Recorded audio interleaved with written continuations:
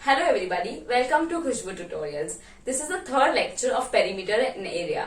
हमने previous video में perimeter of square and rectangle किया था और area of square and rectangle भी किया था और इस वीडियो पे हम पढ़ने वाले हैं area of right angle triangle और उसके ऊपर बेस्ड प्रैक्टिस है 46. ओके, आपको पता है राइट एंगल ट्रायंगल क्या होता है? No idea? Okay, I will show it to you.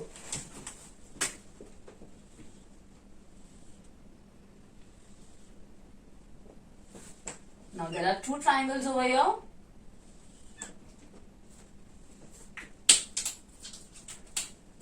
जिस ट्रायंगल में एक 90 डिग्री का एंगल बन रहा हो उसको उस ट्रायंगल को बोलते हैं राइट एंगल्ड ट्रायंगल. अभी आप यहाँ पे ये ट्रायंगल देखोगे, ये 90 डिग्री नहीं है, ये 90 डिग्री नहीं है और ये भी 90 डिग्री नहीं है. ट्रायंगल में जब एक एंगल का मेजरमेंट 90 डिग्री होता है तो उसको हम बोलते हैं right angled triangle. Right angle triangle inverted भी हो सकता है. ओके, जैसे एग्जांपल यहाँ पे 90 डिग्री बन रहा हो तो भी वो राइट एंगल ट्रायंगल हो. यहाँ पे भी अगर हम देखो परफेक्ट 90 डिग्री होना चाहिए, ठीक है, तो वो भी राइट एंगल ट्रायंगल हो सकता है. It depends upon the measurements. जिधर भी एक एंगल 90 डिग्री होता है तो उसको बोलते हैं राइट एंगल ट्रायंगल. ओके, अभी हम उनका एरिया कैसे फाइंड करना है वो सीखते हैं. तो अभी देखो दो राइट एंगल ट्रायंगल्स हैं. जब वो दो राइट एंगल ट्रायंगल को हम मर्ज करते हैं ना, मिक्स करते हैं, तो देखो क्या बन रहा है, एक रेक्टेंगल बन रहा है. इसका मतलब one rectangle is equal to two right angle triangle. तो that means area of a rectangle is equal to 2 into area of right angle triangles. Right, हम वो फॉर्मूला लिख देते हैं. Area of only one, okay, rectangle is equal to 2 into area of right angled triangle. Okay, अभी हमको पता है ना एरिया ऑफ रेक्टेंगल क्या है, L into B, और ये वैसे ही 2 into area of right angled triangle. Okay, so अभी हमको सिर्फ area of right angle triangle चाहिए, तो हम क्या करेंगे, 2 जो यहाँ पे मल्टीप्लाई हो रहा है ना, इसको इक्वल टू के इस साइड भेजेंगे, तो क्या हो जाएगा, L into B divide by 2 is equal to area of that right angled triangle. तो हमको एक फॉर्मूला मिल गया area of right angle triangle का. Okay, so we will say that area of right angled triangle is equal to product of its sides. Product of its sides, look here, ये L है, ये B है, तो product of its sides divide by 2. Okay, area of right angle triangle का formula क्या था, length into breadth, यानी ये साइड इनटू ये साइड. करेक्ट. अभी एरिया ऑफ ट्रायंगल का फॉर्मूला भी हम इससे ही डिराइव करते हैं. देखो, ये L था, ये B था, डिवाइड बाय 2. राइट, आपको पता है, अभी आपको दिख रहा है कि ये राइट एंगल ट्रायंगल, ये जो लाइन होती है ना, ये ट्रायंगल की हाइट होती है, इसको बोलते हैं हाइट. और ये जो लाइन होती है ना, इसको बोलते हैं बेस. ओके, तो हम एरिया ऑफ रेक्टेंगल का ऐसा भी लिख सकते हैं, half into base into height. This is not breadth, okay, this is base into height. अभी एक नॉर्मल ट्रायंगल है, अभी आपको दिख रहा होगा इसमें तो हाइट है नहीं क्योंकि 90 डिग्री है नहीं, तो इसलिए हम इसमें खुद से एक लाइन बना सकते हैं ट्रायंगल के अंदर जो एकदम स्ट्रेट होनी चाहिए. ओके, यहाँ पे एक 90 डिग्री फॉर्म हो रहा है, तो हम फॉर्मूला में लिखेंगे हाफ इंटू हमारा बेस क्या होगा, ये पूरा बेस होगा. ओके, ये बेस इंटू हमारा हाइट क्या है, ये. Okay, so we got the formula of area of a triangle. अभी ये हम प्रैक्टिस सेट 46 में यूज करेंगे. Okay, let's begin with practice set 46. First question, a page of a calendar is 45 centimetre long and 26 centimetre wide. What is its area? Now this is not a triangle. Okay, calendar का page बोला है और length long बोला है, इसका मतलब length दिया है और ब्रेथ दिया है, तो ऑब्वियसली ये रेक्टेंगल है ना, उसका एरिया फाइंड करना है. We know that, right? Come on, let's do that. Question number 1, length दिया है 45 सेंटीमीटर, ब्रेथ दिया है 26 सेंटीमीटर और एरिया का फॉर्मूला क्या है, L into B, area of a rectangle. Okay, so that is 45 into 26. Huge numbers, right? चलो rough column में हम मल्टीप्लाई कर देंगे. 6 5 30, 6 4 24, 27, 0 2 5 10, 2 4 is 8 and then 9. 0, 7, 9 plus 1, 11. So the answer is 1170 centimeter. Centimeter या centimeter square? Centimeter square. Perfectly right. So the area of the page of a calendar is 1170 centimeters square. Question number 2. What is the area of a triangle with base 4.8 centimeter and height 3.6 centimeter? अभी base और height दिया है तो हम कौन सा वाला formula use करेंगे? ये वाला. Okay.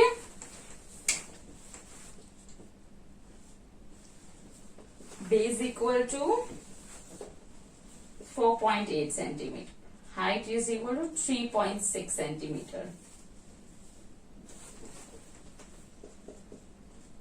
Area of a triangle is equal to half into base into height. Remember all the formulas, okay? Base कितना है? 4.8. हाइट कितना है? 3.6.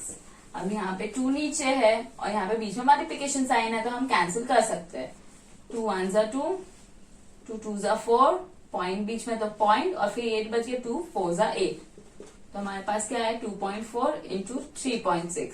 Now they are big numbers, हम यहाँ पे साइड में मल्टीप्लाई कर देते. 3.6 इंटू 2.4. 4 6 जा 24, 4 3 जा 12 प्लस 2 14, 2 6 जा 12, 2 3 जा 6 प्लस 1 7, 4 6 एंड 8. अब यहाँ पे देखो कितने डिजिट पहले पॉइंट है? 1.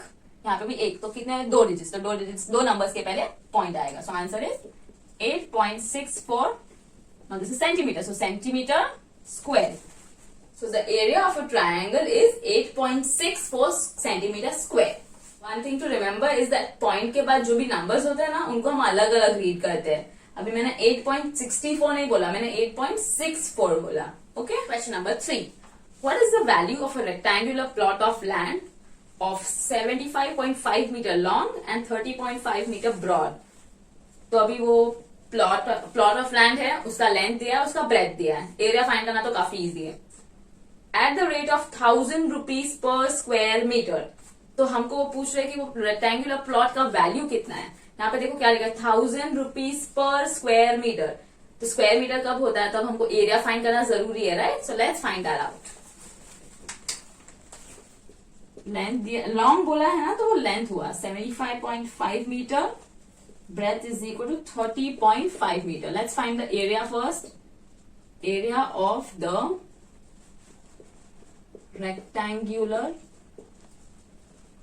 plot is equal to L into B. 75.5 into 30.5. Let's do the multiplication on this side. 75.5 into 30.5. 5 5 25, 5 25, 27, 5 34, 36, 37, 0, 0, 0, 0, 0. Then यहाँ पे 2 zeros, 3 5s are 15, 3 5s are 15 plus 1 16, 3 7 21 plus 1 22, 5 7 12, 2 and 3. कितने डिजिट्स पहले है पॉइंट? यहाँ पे 1 और यहाँ पे भी 1, यानी 2 डिजिट्स पहले. तो यहाँ पे भी 2 डिजिट्स पहले पॉइंट लगा देंगे. तो आंसर है 2302.75 centimetre. It's not centimetre, it is metre square. अभी एरिया तो हमको मिल गया 2302.75 मीटर स्क्वायर. अभी उसका वैल्यू यहाँ पे पूछा है तो चलो देखो वैल्यू कैसे फाइंड करते हैं. 1 यहाँ पे दिया है क्वेश्चन में. 1 metre square is equal to ₹1000. हमारा 1 मीटर स्क्वायर है क्या एरिया? नहीं. हमारा कितना है? 2302.75. उसका कितना है? नहीं पता. तो हम क्या करेंगे? Cross multiply. So that is very easy. ये 2302.75 into 1000 कर देंगे तो उससे हमारा वैल्यू आ जाएगा. So the value of the plot is equal to 2302.75 into 1000 rupees. अभी जब मल्टीप्लाई करना होता है 10 के मल्टीपल से तो हमको क्या करना है? ये जो पॉइंट है ना बस उसको राइट साइड शिफ्ट कर देना चाहिए. 3 जीरोस है तो हम 3 प्लेस शिफ्ट करेंगे. देखो मैं आपको यहाँ पे बराबर बताती हूँ. 2302.75 है, राइट? 3 प्लेसेस शिफ्ट करना है यानी कि 1 प्लेस, 2 प्लेस, तो पॉइंट यहाँ आएगा, लेकिन हमको कितना प्लेस करना है, 3 प्लेस। हमने पॉइंट शिफ्ट किए 3, पर आप बोलोगे यहाँ पे तो नंबर ही नहीं है, आपने शिफ्ट कैसे किया ये पॉइंट? तो यहाँ पे जब नंबर नहीं होता है हमको वहां लिखना होता है 0। ओके, तो अभी हमारा पॉइंट कहाँ है, एक्चुअल में इधर है। तो हमारा आंसर होगा 23022750 और फिर यहाँ पे पॉइंट होगा। करेक्ट, पॉइंट के बाद कुछ नहीं है तो 0 होता है, और अगर पॉइंट के बाद 0 है तो हम वो पॉइंट को इग्नोर कर सकते हैं। इसका मतलब ₹23,02,750 is the value of the rectangular plot of land. Okay, ये वाला थोड़ा न्यू कॉन्सेप्ट है, तो इसको रिवाइंड करके अच्छे से देख लेना। अगर आप मैन्युअली मल्टीप्लाई करोगे ना तो भी आंसर ये आएगा, पर वो बहुत लेंदी हो जाता है। It is an easy trick. अगर फिर भी आपको कोई डाउट है तो आप नीचे कमेंट कर सकते हैं। Now let's see the fourth one. A rectangular hall is 12 meter long and 6 meter broad. You know that, right? That is very easy. Length 12 metre है और with breadth 6 मीटर है। Its flooring is to be made of square tiles of side 30 centimeter. अभी वो hall तो rectangular है, पर उसमें tiles कौन सी लगानी है, कौन से शेप की लगानी है, स्क्वायर शेप के लगानी है। अभी यहाँ पे देखो ये एक इलस्ट्रेशन है, बस इसको आप दिमाग में रख के ऐसे इमेजिन करो कि हॉल रेक्टेंगल का है पर उसमें लगानी टाइल्स है। तो वो पूछ रहे हैं how many tiles will fit in the entire hall. अभी वो हॉल में कितनी स्क्वायर टाइल्स लगेगी हमको वो पता करनी है। बहुत बड़ा क्वेश्चन है, आगे वाला क्वेश्चन हम बाद में रीड करेंगे, पहले इसको सॉल्व करते हैं। पर यहाँ पे एक प्रॉब्लम था, आपने देखा क्या, लेंथ मीटर में दिया है, ब्रेथ मीटर में दिया है, पर स्क्वायर का साइड सेंटीमीटर में दिया है। तो या तो हम ये मीटर को सेंटीमीटर में कन्वर्ट कर सकते हैं, या तो सेंटीमीटर को मीटर में कन्वर्ट कर सकते हैं। आई थिंक मीटर से सेंटीमीटर करना काफी इजी है, सो हम वो वाला टेक्निक यूज करते हैं। Okay, question number 4। तो ये लेंथ है 12 मीटर और ब्रेथ है 6 मीटर। आपको पता होगा ना 1 metre is equal to 100 centimetre, तो 12 metre is equal to right 1200 centimetre, और 6 metre is equal to 600 centimetre. Very easy. Now let's find the area of the rectangular hall. Okay, area तो पता करना पड़ेगा ना, उसके बाद मालूम पड़ेगा कि स्क्वायर्स कैसे फिट आएंगे, कितने फिट आएंगे। तो area of the hall is equal to L into B, क्योंकि वो रेक्टेंगल है। 1200 into 600, 12 6 is 72, 1 0 2 0 3 and 4 centimetre square. Okay, अभी वो रेक्टेंगुलर हॉल है, उसके अंदर स्क्वायर्स प्लेस करना है, तो स्क्वायर का भी तो एरिया फाइंड करना जरूरी है ना, तो वो स्क्वायर का भी हम फाइंड कर लेते हैं। स्क्वायर का साइड का वैल्यू कितना दिया है, 30 centimetre. So the area of the square is square tile is side square which is equal to 30 square, 30 into 30 is equal to 3 3 is 9, फिर 2 zeros है ना, so 900। This is also short trick, क्या आप पहले numbers को multiply कर दो, फिर 0 0 है, जितने 2 0 थे 2 0 ऐड कर दिए। ना ये अभी सेंटीमीटर है ना, so centimetre square.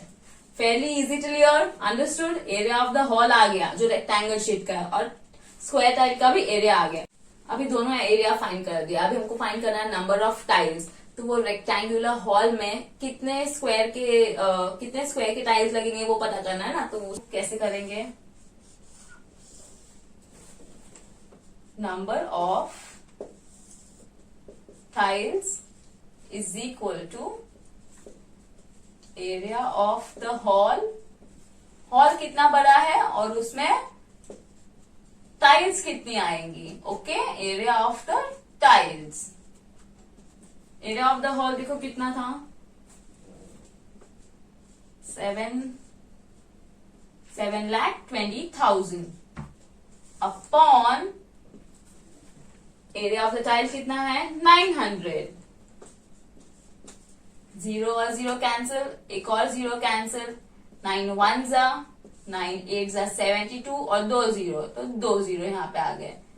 So that is 800। अभी 800 सेंटीमीटर नहीं, 800 क्या है, 800 टाइल्स। इसका मतलब कि वो रेक्टेंगुलर हॉल में 800 टाइल्स आएंगे। ओके, हमारा जो फर्स्ट क्वेश्चन था ना, how many tiles will fit in the entire hall of side 30 centimetre, तो उसका आंसर आ गया कि अगर 30 सेंटीमीटर के टाइल्स है, स्क्वायर टाइल्स, तो हमको 800 टाइल्स लगेगा उस हॉल में फिट करने के लिए। ओके, आगे का क्वेश्चन रीड करते हैं। How many would be required if tiles of side 15 centimetre were use. अभी छोटी टाइल्स हो गई है, स्क्वायर टाइल्स पहले 30 थी, अभी 15 हो गई है, हाफ हो गई है, राइट। तो अभी कितने यूज होंगे? चलो देखो, ये तो सेम रहेगा ना, हॉल थोड़ी ना चेंज हो रहा है। बोला है कि हॉल बड़ा छोटा हो रहा है, नहीं, तो हॉल का एरिया राइट है, हम यहाँ पे चेंज करके बता देंगे। ओके, साइड कितना हुआ है? 15 सेंटीमीटर। अभी साइड 15 सेंटीमीटर हुआ तो यहाँ पे 30 रहेगा क्या? नहीं,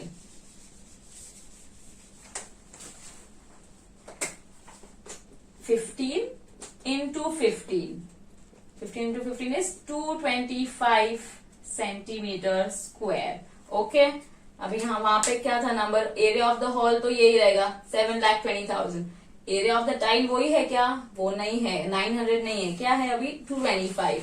let's make that also correct. 7,20,000 divide by area of the tile. Area of the tile change हो गया, पता है ना क्यों? क्योंकि उन्होंने दूसरा क्वेश्चन दिया है। 225, अभी देख रहे हो ना, यहाँ पे लास्ट डिजिट 5 है और यहाँ पे 0 है, तो 5 का डिविजिबिलिटी है, तो हम इसको 5 से कैंसिल कर देंगे। 5 4 से 20, 2 बच गया, 5 5 से 25, इधर भी 5 से 5 1 जा 5, 2 बच गया, 5 4 जा 20, फिर से 2 बच गया, सो 5 4 जा 20, 5 4 जा 20, फिर कितना 0 से 1 2 3, तो 1 2 3 यहाँ पे, फिर ये 5 9 जा 45, ओके, 5 2 जा 10, 4 बच गया, 5 8 जा 40, 4 बच गया, 5 8 जा 40 और 1 2, 2 जीरोस बच गए, यहाँ पे लिख देते हैं 28,800 डिवाइड बाय 9। अभी 9 से कैंसिल करके देते हैं। 9 1 जा 9, 9 3 जा राइट, 9 3 जा 27, तो 1 बच गया, 9 2 जा 18 और फिर 2 जीरोस बच गए, इसमें 0 0, आंसर आ गया हमारा। इसका मतलब जब हमारा स्क्वायर टाइल का साइड 15 सेंटीमीटर होगा ना, तो हमको वो हॉल में कितने टाइल्स लगाने पड़ेंगे? 3,200 टाइल्स लगाने पड़ेंगे। ओके, तो दोनों क्वेश्चन हमने सॉल्व कर लिया है। थोड़ा टफ है बट इट्स नॉट दैट। आप एक बार अच्छे से वापस से रिवाइज कर लोगे, शांति से देख लोगे, तो आपको समझ में आ जाएगा। Okay, question number 5, find the perimeter and area of a garden with measures as shown in the figure along side. Figure मैंने यहाँ पे बना दिया है, गार्डन है, इसका हमको पेरीमीटर फाइंड करना और एरिया भी फाइंड करना है। अभी आपको ये लाइंस दिख रहे होंगे, इसका मतलब कि ये सारी साइड सेम है, मतलब ये 13 मीटर है, ये 13, ये 13, ये सारे की सारी साइड 13 मीटर है, तो बहुत इजी है ना पेरीमीटर फाइंड करना। पेरीमीटर फाइंड करना मतलब क्या? आउटर बाउंड्रीज का एडिशन करना। तो हम ये पेरीमीटर पहले फाइंड कर लेते हैं। Perimeter is equal to 13 plus, let's count कितने 13 है, 1 2 3 4 5 6 7 8 9 10 11 12, टोटल 12 है। मैं 12 बार 13 प्लस करूं क्या? नहीं, बहुत बड़ा कैलकुलेशन हो जाएगा। तो इजी वे क्या है? 13 इंटू 12 कर दूंगी, काफी इजी है ना वो। 2 3 जा 6, 2 1 जा 2, 0 1 3, 156 मीटर है ना, इसलिए 156 मीटर। क्यों? क्योंकि ये पेरीमीटर है। पेरीमीटर तो इजीली आ गया। अभी एरिया कैसे फाइंड करेंगे? क्योंकि एरिया तो हमें सिर्फ स्क्वायर, रेक्टेंगल और राइट एंगल ट्रायंगल का पड़ा है। ये कैसे फाइंड करेंगे? काफी इजी है। यहाँ पे देखो, अगर मैं यहाँ पे एक लाइन बना देती हूँ, तो ये 13 मीटर, ये 13 मीटर, ये 13 मीटर, तो ये भी तो 13 मीटर होगा ना। तो क्या बन गया हमारा? ये स्क्वायर बन गया, एक स्क्वायर। तो अब पहले हम सिर्फ एक, हम देखते कितने स्क्वायर बनते हैं। सॉरी, एक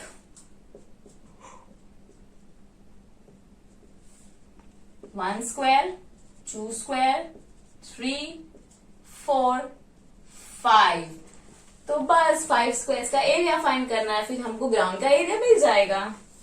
पहले हम एरिया एक ही स्क्वायर करता है। Area of 1 square is equal to side square, right? So that is 13 square, 13 into 13 is equal to 169 metre square.